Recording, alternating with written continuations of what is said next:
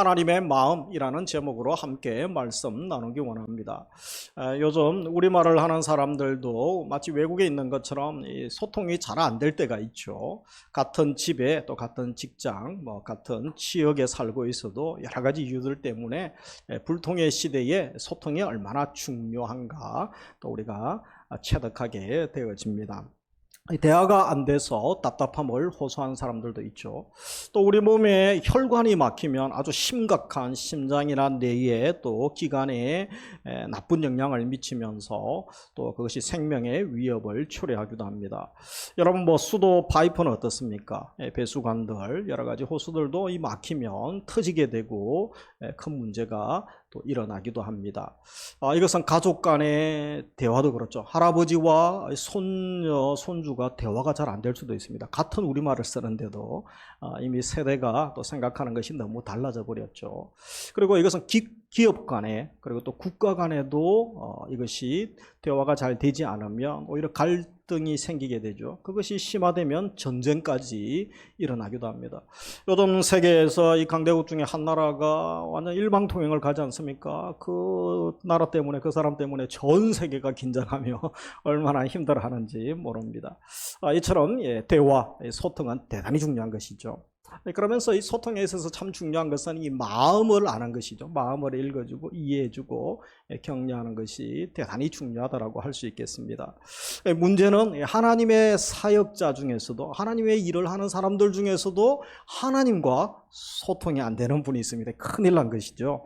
오늘 본문에 보면 하나님과 불통한 사역자, 하나님과 소통이 잘 안 되는 한 사역자를 소개하고 있습니다. 그 사람이 누구입니까? 바로 요나 선지자. 그래서 요나는 우리 이전에 선배님들 설교할 때 그죠? 요나 그러면서 내가 문제다. 그렇게 또 말씀을 하기도 하였습니다. 오늘 본문에 보면 배경은 여로보암 2세 때를 소개하고 있습니다. 물론 요나서에는 언급하고 있지 않습니다만 열왕기하 14장에 보면 이제 우리가 유추할 수 있는 때죠. 그런데 이 여로보암 2세 때가 아주 국가적으로 강력했던 시기입니다. 마치 솔로몬 다윗 시대의 전성기처럼 북이스라엘에 있어서는 경제적으로 아주 부강한 시간이고 국방력도 아주 강화되어서 많은 잃어버렸던 조상들 왕 때 잃어버렸던 영토를 회복하며 소위 말하면 부강한 나라, 잘 사는 나라죠. 잘 사는 나라 왕은 얼마나 국민들한테 인기가 좋았겠습니까? 이런 시기를 배우로 또 배경으로 하고 있습니다. 그래서 요아스의 아들 여로보암 2세고 예후 왕가의 네 번째 왕이고 이스라엘 13대 왕으로 즉위하죠. 41년 동안 다스리게 됩니다. 그래서 그가 다스리면서 얼마나 나라가 잘 먹고 잘 산지 모르는 것이죠. 그런데 하나님께서 한 이스라엘을 또 한 기업이나 가정, 교회도 마찬가지죠. 나라를 부흥시킬 때는 다이가 있습니다. 자기들끼리 잘 먹고 잘 살라고 한 것은 아니라는 것입니다. 바로 선교하라고 하나님의 사명을 감당하도록 그렇게 하나님의 은혜를 주시고 번성하게 주신 것이죠. 그러나 많은 사람들은 착각하죠. 내가 잘나서 능력이 있어서 그런가 보다. 그러다가 또 패망하는 안타까운 또 역사적인 현실을 보기도 합니다. 그래서 오늘 본문에 보면 이런 시대에 한 선지자가 나오죠. 그가 바로 요나 선지자입니다. 하나님이 이상하게도 요나에게 북이스라엘에서 아니면 자기 민족 가운데 이렇게 열심히 말씀 전하고 예언 사역을 하라고 하면 좋은데 엉뚱한 나라에 가서 이상한 명령을 내리시는데 요나가 상당히 기분이 안 좋아진 것이죠. 왜 하필이면 이스라엘 선지자가 멀리 가서 전도를 해야 되는지 말씀을 전해야 되는지 의구심이 생겼던 것입니다. 우리는 여기서 이 하나님의 마음을 알아야 됩니다. 우리가 요나서 이전에 여러 예레미야 여러 선지자 이사야 선지자뿐 아니라 선지서들을 읽게 되면 이스라엘 역사 가운데 무엇입니까? 하나님께 범죄하여 돌아오도록 계속해서 하나님이 선지자를 보내셔서 돌아오라 내가 너희를 사랑한다라고 말씀을 하시죠. 그런데 그렇게 할수록 선지자를 때리고 핍박하는 모습을 보게 됩니다. 오히려 그 정도가 아니라 하나님의 경고를 무시하면서 이 산당에서 여전히 제사를 지내게 되죠. 그리고 우상을 가져와서 섬기고 또 성적으로 문란해집니다. 그래서 하나님께서 북이스라엘이 이렇게 강팍하고 말씀을 듣지 않기 때문에 한 선지자를 통하여 경고하시게 되죠. 오히려 동일한 말씀을 하나님 믿지 않는 이방 나라에 전하게 합니다. 그런데 바로 니느웨 사람들이 하나님 말씀을 믿고 다 회개해버리는 이상한 일이 생긴 것이죠. 그래서 오히려 하나님의 백성들, 돌아와야 될 백성들에게 충격을 주는 것이죠. 그래서 하나님의 마음이 무엇인가 알기를 원하시는 것입니다. 먼저 오늘 본문에 하나님은 어떤 모습으로 나타납니까? 우리 1절 같이 읽겠습니다. 여호와의 말씀이 아미떼의 아들 요나에게 임하니라 이르시되. 그래서 하나님은 말씀하신 하나님이시죠. 아무리 악한 시대라 할지라도 여전히 하나님의 음성이 닫혀 있는 것이 아니고 하나님이 돌아져서 말씀을 중단하신 것이 아닙니다. 우리 인간과 다른 것이죠. 시대마다 하나님이 말씀하시죠. 그래서 선지자를 세우셔서 요나에게 하나님의 말씀이 임하는 것처럼 이 시대에도 교회를 통하여 하나님의 음성 들려주시고 우리에게도 하나님의 말씀을 분명히 성경을 통하여 음성을 들려주시는 줄 믿습니다. 오늘 2부 예배 오신 성도님들도 하나님의 음성을 들을 수 있는 귀를 열어주시고 은혜를 부어주시기를 주님의 이름으로 축복합니다. 그래서 2절에 그 말씀이 무엇입니까? 같이 읽습니다. 너는 일어나 저 큰 성읍 니네로 가서 그것을 향하여 외치라. 그 악독이 내 앞에 상달되었음이니라 하시니라. 하나님께서 열방의 통치자시죠. 이스라엘만 통치하시는 것이 아니고 오늘 본문을 보면 열방을 통치하신 하나님이십니다. 모든 사람, 모든 민족의 그 행위를 다 알고 다 보고 계셔서 그래서 그 악독이 내게 상달되었다. 그 먼 아수르, 니느웨의 수도가 니느웨죠. 거기까지 하나님이 다 보고 알고 계셨습니다. 세계 그 당시에 지배자였던 강대국 아수르가 하나님 앞에 행한 악독이죠. 하나님이 다 알고 하나님의 저울이 있습니다. 다니엘서도 메네메네 대겔 우바르신 하나님의 저울이 있죠. 그래서 하나님의 저울에 달려있다라는 것을 보여주면서 기울어져 있는 것이죠. 그래서 하나님은 자녀들만 지켜 돌보시는 것이 아니고 모든 열방을 통치하시고 그리고 하나님을 믿지 않는 대적하는 자들을 향하여도 하나님은 보고 계시다는 것입니다. 때로는 하나님이 이 세상이 악으로 뒤집혀져 있지 않습니까? 너무 무리가 득세하고 있습니다. 의인이 고난당하고 믿음으로 정직하게 말씀대로 사는 것이 너무 힘듭니다. 그런 세상이 너무 참 힘들고 비참하지 않습니까? 그것 때문에 낭망할 수도 있습니다. 그러나 낭망할 필요가 없는 거죠. 오늘 2절 말씀을 보면 하나님이 다 보고 계시고 듣고 계시고 하나님이 일하고 계시는 줄 믿으시기 원합니다.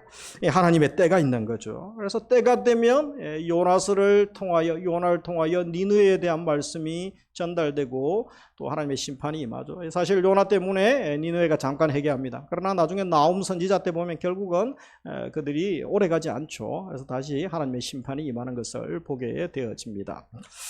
그래서 지금 2절에 보면 이 하나님의 종 요나에게 순종하기 힘든 명령이 내리고 있는 것이죠. 그것이 무엇입니까? 니느웨로 가서 외치는 것이죠. 이것은 요나 입장에서는 상당히 불편한 말씀이고 좋은 소식 전하는 것도 아닙니다. 그리고 또 그의 마음이 유쾌하지도 않습니다. 그리고 잘못 갔다가 적국의 나라 아닙니까? 자기가 가서 죽을 수도 있는 것이죠. 좋은 소리 하지 않는데 나라가 도시가 망한다고 선포하는데 누가 좋아하겠습니까? 그래서 이 근본주의자들이 또 가만두지 않을 것이죠. 그래서 요나가 한 일이 뭡니까? 3절 같이 보겠습니다. 그러나 요나가 여호와의 얼굴을 피하려고 일어나 다시스로 도망하려 하여 요바로 내려갔더니 마침 다시스로 가는 배를 만난지라. 여호와의 얼굴을 피하여 그들과 함께 다시스로 가려고 백사슬 주고 배에 올랐더라. 여기에 보면 다시스로 도망하게 되죠. 하나님은 니느웨로 가라. 그런데 이 다시스는 이제 학자들마다 뭐 어느 지역인지 견해가 다릅니다만 스페인의 한 섬 정도로 봅니다. 근데 이제 파라다이스, 그런 낙원 살기 좋은 곳 정도로 보죠. 핵심은 어느 지명이 중요한 것이 아니고 하나님이 명령하신 니느웨와 정반대의 도시고 가장 멀리 도망갈 수 있는 도시 다시스로 볼 수가 있는 것이죠. 여호와의 얼굴을 피하는 일을 그가 선택했던 것이죠. 그래서 할 수 있으면 하나님 못 잡도록 멀리 도망가려고 결정을 하고 배를 타고 이제 도망가려고 하는 것이죠. 그러면 하나님이 못 잡을 줄 알았을까요? 선지자가 하나님이 어떠한 분이신지 몰랐을까요? 그러지는 않았을 것입니다. 그래서 3절에 보면 우리가 주목할 단어들이 몇 단어가 있죠. 내려갔더니라고 되어 있습니다. 성전에 가서 올라가서 예배드려야 될 사람이죠. 그리고 하나님의 사명을 가지고 또 니느웨로 올라가서 하나님의 사명을 감당해야 될 선지자가, 하나님의 사람이, 하나님의 자녀가 지금 내려가고 있는 인생입니다. 이것은 영적으로 하나님으로부터 점점 멀어지는 것이고, 하나님의 사명을 버리고 또 자기 육신의 감정과 육신의 목적을 위하여 살아가려고 하는 그 모든 모습들을 우리가 볼 수 있는 것입니다. 사실 그가 어디까지 내려갑니까? 바로 요바로 내려가게 되죠. 그리고 배를 탑니다. 마침 배가 오죠. 그리고 배 밑으로 내려가서 굴굴 자게 됩니다. 거기서 내려가는 인생이 끝나지 않습니다. 결국은 사망을 경험하죠. 물고기 배속까지 던져서 물고기 배속에서 지옥을 경험하게 되는 것이죠. 그래서 이렇게 내려가는 인생, 요나만 이런 인생을 사는 것입니까? 하나님을 알지 못하고 또 하나님을 대적하고 살아가는 모든 인생, 우리 모두가 죄인인 것이죠. 이 죄인의 인생은 스스로 결코 올라갈 수가 없습니다. 내려가는 인생, 나의 계획, 나의 또 능력과 지식으로 해낼 수 없는 그런 한계, 벽에 부딪히는 일들이 얼마나 많은지 모릅니다. 우리 죄지은 인생이 도망자 인생이요, 내려가는 인생이 되는 것입니다. 혹시 내가 내려가고 있지는 않습니까? 하나님이 주신 사명이 있는데 내팽개치고 있지 않습니까? 하나님이 내게 주신 은사가 있는데 그 많은 재능 은사들 무관심한 가운데 사장시키고 있지는 않습니까? 오히려 정욕과 죄악 속으로, 세상 속으로 내려가고 있다면 위기죠. 위험 신호가 온 것을 알고 우리가 빨리 회복하고 올라가야 되는 줄 믿습니다. 하나님과 거리를 두면 둘수록 그것은 불행입니다. 패망의 시작임을 명심해야 되는 것입니다. 그러면서 오늘 본문에 우리가 주목해야 될 것은, 왜 요나가 하나님의 사람이고 선지자여서 하나님 뜻을 모르는 사람이 아닌데 왜 이렇게 했을까요? 도대체 무엇이 요나를 도망가게 했을까요? 멀리 니느웨 가지 않고 멀리 가게 한 그 무엇이 도대체 무엇이겠습니까? 그래서 두 가지를 살피면, 먼저 왜곡된 선민의식, 잘못된 신학이 그에게 있었다는 거죠. 하나님에 대한 오해가 있었습니다. 요나뿐 아니라 유대인들 대다수가 본인들은 성민이고 하나님 백성이고 우리만 하나님 사랑하시고 우리만 특혜를 주시고 나머지 이방인들은 지옥불의 땔감이라는 이런 생각들을 그 당시에나 뭐 지금이나 가지고 있죠. 그래서 바로 소위 유대민족만 하나님 사랑을 받아야 된다는 생각들이 지배적이었습니다. 배타적인 민족주의죠. 국수주의적인 사고방식, 사고죠. 이것이 하나님 말씀이 임해도 결국은 그의 생각, 사고를 지배하고 있기 때문에 그 틀에서 벗어나지 못하는 한계를 보게 되어집니다. 하나님을 우리 조상의 하나님이고 이스라엘 하나님이지 다른 이방인의 하나님은 아니라고 생각했기 때문입니다. 이스라엘을 괴롭히는, 특별히 니느웨는 더 회개하면 안 되고 오히려 나쁘지도 않은 사람은, 우리도 그런 생각 가지지 않습니까? 벌을 받아야죠. 벌을 받고 재판을 받고 망해야 권선징악 뭐 이런 게 통해야 되지 않습니까? 이런 생각들을 가지고 있는 것이 보편적인 생각일 것입니다. 그래서 아수르가 지금까지 행한 짓을 보면 그들은 당연히 맞아야 됩니다. 심판을 받아야 됩니다. 멸망하는 것이 맞습니다.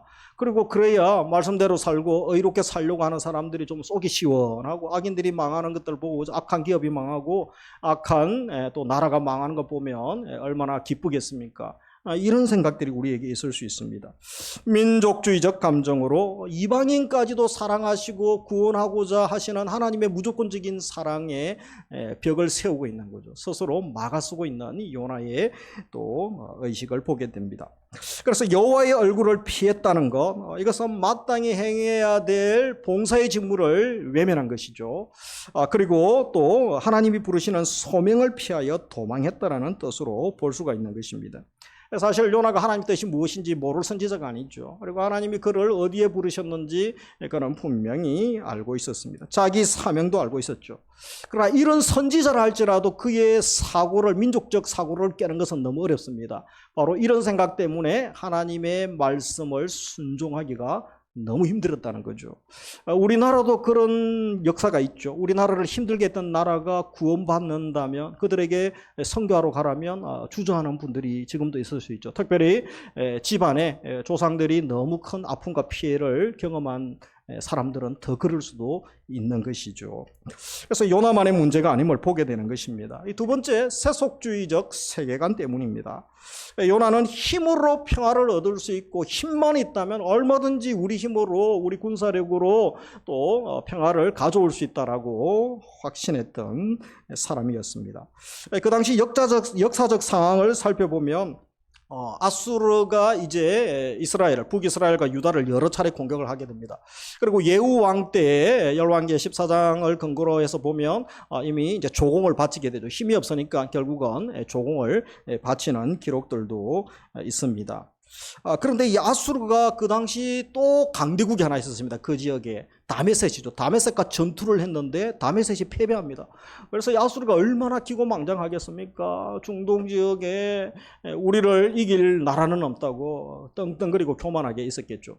근데 전쟁 마치고 돌아오다가 신흥 세력인 신흥 나라가 하나 생겼죠. 아라랏이라는 나라와 전투를 하는데 생각지도 않게 그 작은 나라에 패배를 하게 됩니다. 그래서 이것 때문에 이제 아수르가 큰 나중에 또 영향을 받게 되죠. 그것은 다음 주에 말씀 본문에서 한 번 더 다루도록 하겠습니다. 그 상황 가운데 아수르가 이런 상황, 역사적 상황 가운데 지금 북이스라엘은 여로보암 2세가 득세해서 통치를 잘하고 있습니다. 그래서 나라도 잘 살고 국방력도 키우고 많은 영토도 회복하고 많은 유대인들, 그 당시 백성들, 또 선지자의 생각이 무엇입니까?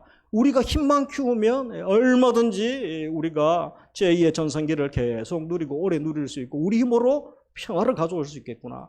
그래서 그런 의미에서 지금 아수르가 점점 커지는 것은 좋은 것이 아니죠. 잠재적인 원수의 나라가 오히려 심판을 받고 멸망하는 것이 우리나라에게는 더 도움이 되고 더 맞는 것이다. 이런 생각을 그는 가지게 되는 것이죠.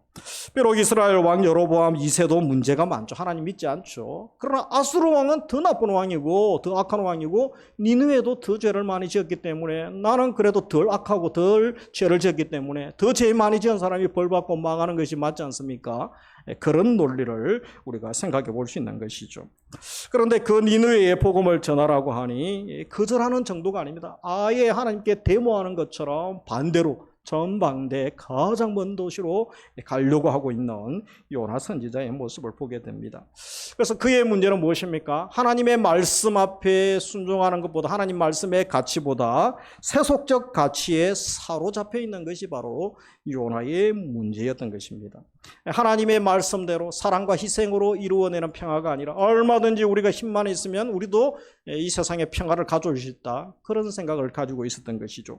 영적 부흥과 도덕적 회복보다 오히려 경제적, 군사적 안정만 추구해도 얼마든지 우리가 잘 먹고 잘 살 수 있다는 거죠. 그래서 이런 사고가 결국 여러분 아수르의 도덕적인 악만큼 하나님의 사람들이 이런 생각을 가지고 있는 것도 동일한 범죄요. 하나님이 기뻐하지 않는 생각임을 알아야 되는 것입니다.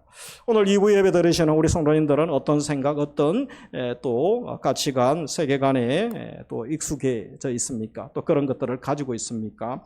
하나님의 음성을 들으려는 마음이 참 중요합니다. 겸손히 하나님의 음성을 들으려고 할 때에 세속적인 가치, 여러 가지 기준들, 또 다수결의 원칙, 트렌드, 대세라고 하는 것들을 우리가 분별하면서 이겨나갈 수 있는 줄 믿습니다.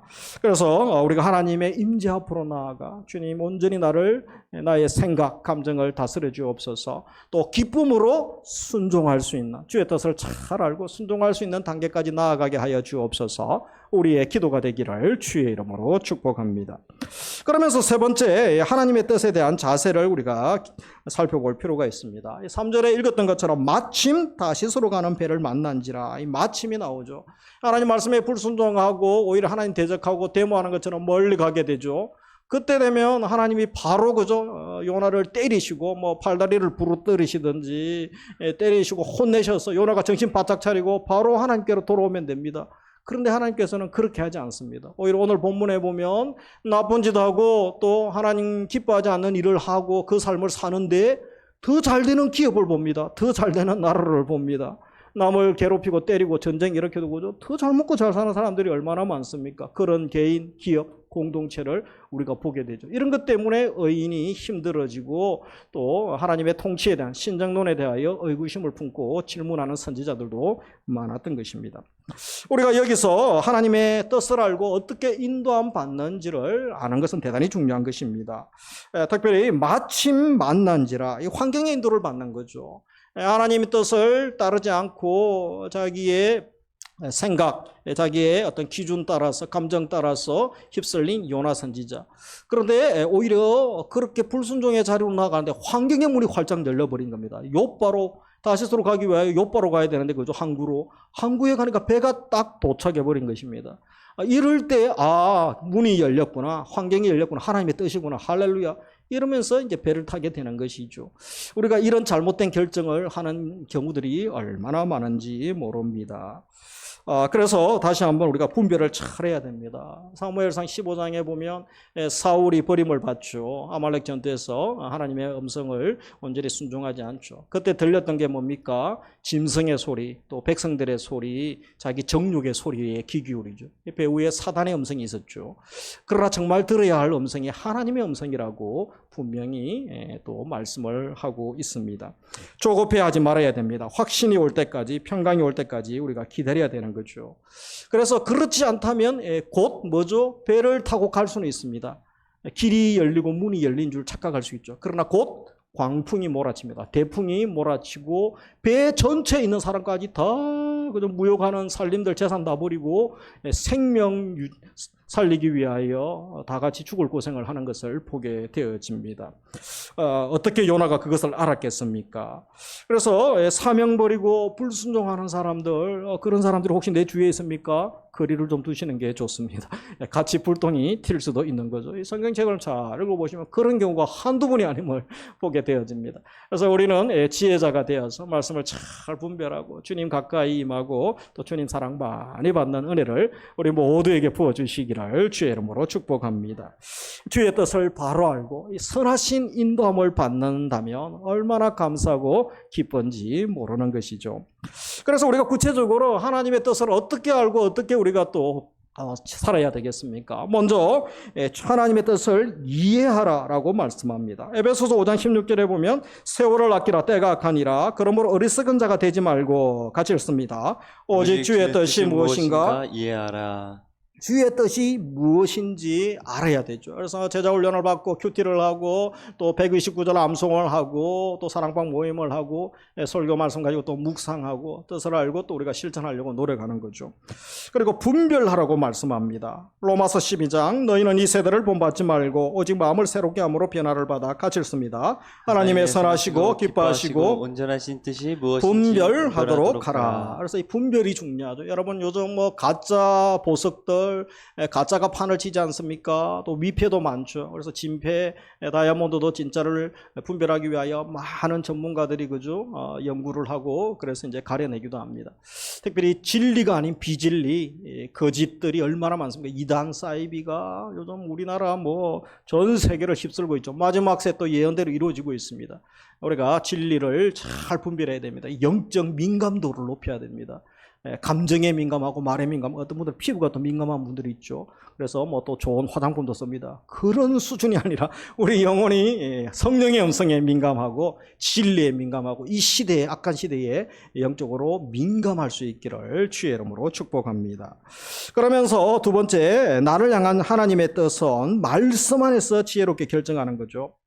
영적 어린아이와 영적인 이제 장성한 사람에 대한 예를 히브리서 5장 13절에서 아이들이 먹는 것을 비유를 들고 있죠. 이는 젖을 먹는 자마다 어린아이니 그렇죠.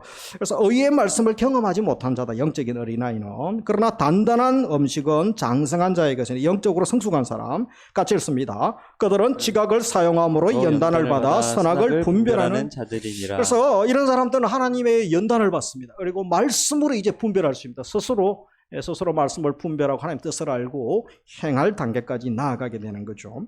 그러면서 세 번째 주의 뜻은 행하는 데 있습니다. 마태복음 7장 예수님께서 뭐라고 합니까? 나더러 주여 주여 하는 자마다 다 천국에 들어갈 것이 아니다. 같이 읽습니다. 다만 하늘에 계신 내 아버지의 뜻대로 행하는 자라야 들어가리라. 주여 주여 하는 자가 천국에 들어갈 것이 아니고 말씀에 순종하는 자, 주의 뜻을 알면 이제 행해야 되죠. 순종하는 자가 바로 천국에 들어갈 것이다 라고 말씀하고 있는 것입니다. 그래서 하나님의 뜻을 알고 또 뜻을 알며 말씀에 순종하는 자가 복된 자이죠. 그러나 우리가 살다 보면 나의 뜻과 하나님의 뜻이 충돌할 때가 있습니다. 그때는 어떻게 우리가 해야 되겠습니까? 그런 경험들이 너무 많다는 거죠. 그래서 우리가 먼저 그럴 때 성급한 결정은 위험하기 때문에 우리가 잠잠히 기도하면서 기다리는 것이 대단히 중요합니다. 잠깐 침묵할 때가 있는 것이죠. 아브라함이 조금 성급한 적이 있죠, 그죠? 자, 약속의 자녀가 너무 늦게 나기 때문에 이스마엘이 낳게 됩니다, 하갈에게서. 근데 그것이 결국은 뭡니까? 지금 중동 전쟁, 얼마나 많은 사람들이 지금도 전쟁에 죽고 난민들이 발생합니까? 바로 시작 발단이었다는 것이죠. 그래서 두 번째, 충분히 또 기도해야 됩니다. 여러분, 기도에 임계점이 있습니다. 물도 100도에 끓죠. 99도에 끓지 않습니다. 보편적으로, 그죠? 그래서 기도도 하나님의 때가 있습니다. 하나님의 때까지 계속 기도를 하면 또 응답의 역사를 경험할 수 있는 것이죠. 그러면 말씀 가운데 하나님의 뜻을 분별할 수가 있는 것입니다. 그래서 하나님의 뜻을 분별하는 여러 가지 기준들이 있습니다. 어떤 사람에게는 바로 또 내적인 확신을 주시기도 하고, 또 어떤 사람의 환경이 열리기도 하고, 그리고 또 믿음으로 성숙한 또 영적인 지도자들의 조언을 받기도 하죠. 그리고 또 마음의 평강이 임하기도 합니다. 여러 가지 그런 증상들이 나타날 수 있죠. 그런데 반드시 기억하고 꼭 기억하고, 이것이 있기 전에, 이 확신이 있기 전에 절대 실행하지 말아야 될 기준이 있습니다. 그래서 하나님의 음성 듣는 하나님의 뜻에 대한 분명한 검증 기준, 검증자가 무엇이냐? 그것이 바로 66권 말씀인 줄 믿으시기 바랍니다. 요즘은 하나님 말씀 외에 내가 직통 계시를 받았다, 내가 하나님 보낸 선지자라고 이야기하는 이단 사이비들이 얼마나 많은지 모릅니다. 그것에는 여러분 박사학위를 10개, 100개를 받아도 다 영적으로 혼미케 하는 영이 있기 때문에 다 빠져들게 되는 거죠. 그래서 우리가 말씀으로 분별해야 됩니다. 구원 계시는 66권으로 이미 종결되었습니다. 더 이상의 구원 계시는 없습니다. 예수 그리스도 아들을 보내셨고 이미 말씀을 주시면서 완성되었죠. 그래서 말씀을 통하여 하나님의 뜻을 분별할 수 있습니다. 또 다른 계시를 받았다, 아주 위험한 사람임을 우리가 또 경계해야 되는 것이죠. 말씀을 마무리합니다. 내려가는 신앙이 아니라 우리는 올라가는 신앙인으로, 올라가는 또 영적으로 비상하는 은혜를 부어주시기를 원합니다. 불순종한 요나를 보면서 나의 모습을 한번 돌아볼 수 있기 원합니다. 아직도 하나님의 나라와 하나님이 그렇게 사랑하신, 예수님이 생명까지 주시면서 살려주신 그 한 영혼, 한 사람에 대하여 무관심하거나 나의 나라가 더 중요하고 내 삶이 더 중요하고, 요즘 개인주의, 이기주의가 얼마나 심화되어 있는지 모르죠. 혹시 나는 그러한 모습이 아닙니까? 요나보다 더 심한 모습이 나의 모습은 아닌지 우리의 삶을 돌아볼 수 있기 원합니다. 그래서 성령께서 다시 은혜를 주셔서 말씀 앞에서 회개하게 하시고 돌이키게 하시고 다시 생명의 자리, 은혜의 자리, 사명의 자리로 나아갈 수 있게 해주시기를 원합니다. 그러기 위해서 첫째로 하나님의 얼굴을 피하지 말아야 되죠. 요나처럼 죄를 멀리 하십시오. 그리고 동일하게 하나님의 은혜의 눈길을 우리가 기억하면서 더 적극적으로 주의 은혜를 주시고 주여 붙드시고 보호하여 주옵소서 간구할 수 있는 것입니다.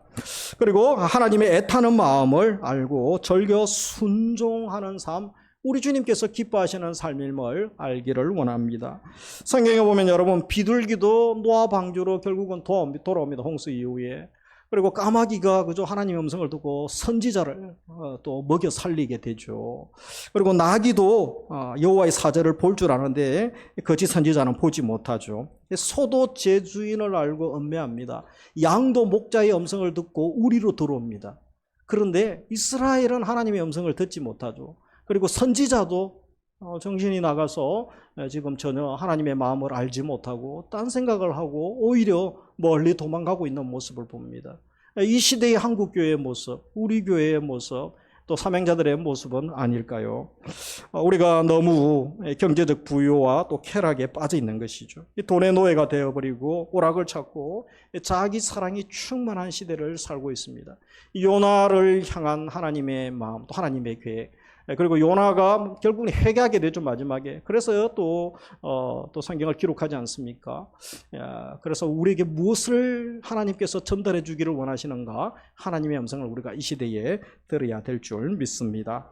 한 주간 하나님의 마음을 깨닫고 하나님의 뜻을 품는 우리가 되기를 원합니다. 그리고 하나님의 얼굴을 피하지 말고 적극적으로 주님을 찾고 구하고 하나님이 가장 기뻐하시는 삶, 사랑하고 섬기고 생명 살리는 삶이죠. 그런 삶 살아가는 은혜